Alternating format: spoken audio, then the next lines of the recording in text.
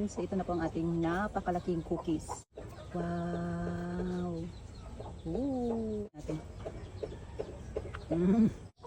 Ang sarap. 1 bar butter or about 225 grams. I-cream natin ito kasama ang 1.5 cups of brown sugar. Washed sugar po ito. Cream lang natin until light and creamy. Pagkatapos mag-add na tayo ng 2 pirasong malalaking itlog.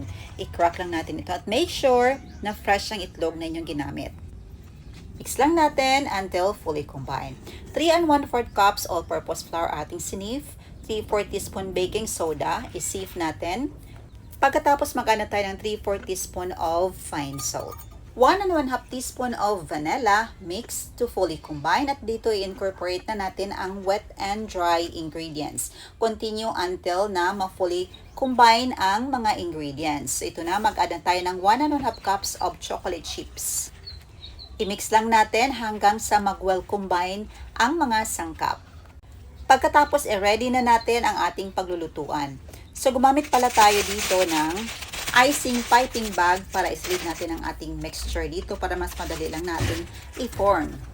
Pagkatapos gupitin natin ang dulo nito, depende kung gaano kalaki ang gusto niyo sa inyong cookies. Sa akin, ginupit ko siya ng katamtamang laki lamang ang butas nito. So nagline tayo ng parchment paper or baking paper sa ating pan. Mag-pipe na tayo. So, balak kong gumawa ng napakalaking cookies para masatisfy talaga ang aking anak. At ang cravings namin, ayan, i-bake natin ito sa ating improvised oven. So yes po, pinipreheat muna natin ito ng mga 5 minutes. Pagkatapos, lagyan na natin ng apoy sa ibabaw nito para magpantay ang luto. Bake for 10 to 12 minutes sa regular oven, 190 degrees Celsius for 15 minutes or until maging brown yung top nito. So ito na, after 12 minutes, ang ganda ng pagkaluto. Same lang din sa regular oven kung lulutuin natin. Pero dito, mas masarap ito dahil luto sa kahoy. So, nag-bake tayo ng isa pa at nag-stuff tayo dito ng chocolate sa gitna. So, after a few minutes, ito na-bake na natin and napakaganda din ang pagka-bake nito. And nag-bake din tayo ng natira pa nating mixture and ito na po ang total na na-bake natin. So, actually, mga 8 po na maliliit na cookies and ito po ang last batch na na-bake natin maliliit na cookies. So, perfect talaga ang pagka-bake. Siyempre, excited tayong tikman ito. Ayan na siya, oh. Ayan. So, tikman na natin. Wow! Ooh, napakadaming chocolate chips.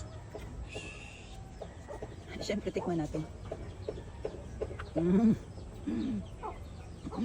Sabi, ang sarap. Ani? Ani kayo, ganahan ka? Wow, that's nice. Yummy. Is it yummy? Yeah, it's so big. I want to drink this.